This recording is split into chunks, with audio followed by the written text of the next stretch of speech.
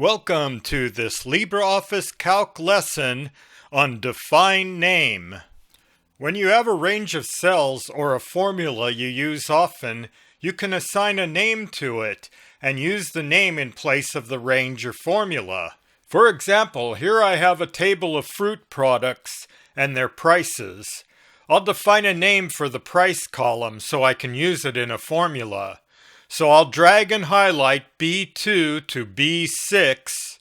You can go to the Insert menu and choose Names, then Define, or use the menu shortcut keys. Hold down Alt, press IND. This brings up the Define Name dialog.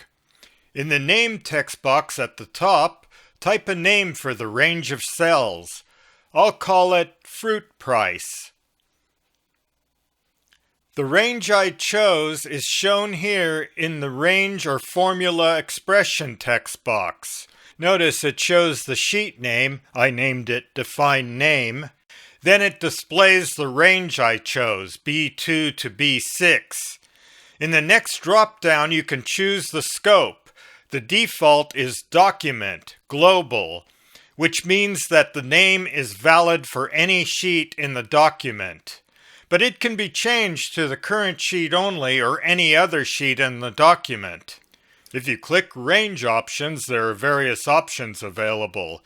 For instance, you can check Print to define it as a print area or use it in an advanced filter. When you're finished, press the Add button. Now I can use the name in a formula. In B8, I'll type equals sum, then press Enter. I'll type fruit price.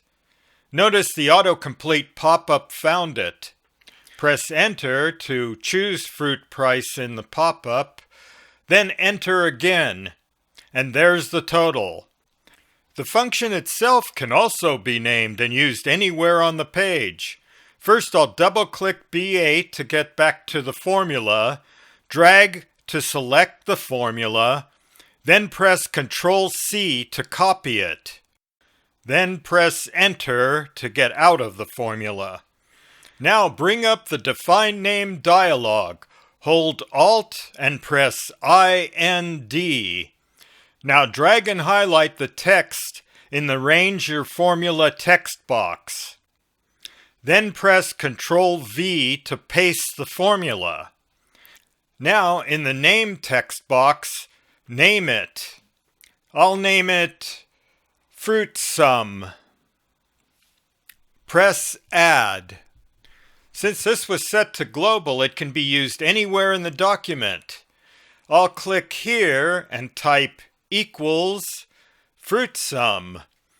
Press Enter to choose Fruit Sum, then Enter again. And there's the total. To modify or delete names, bring up the Name Manager by pressing Ctrl F3.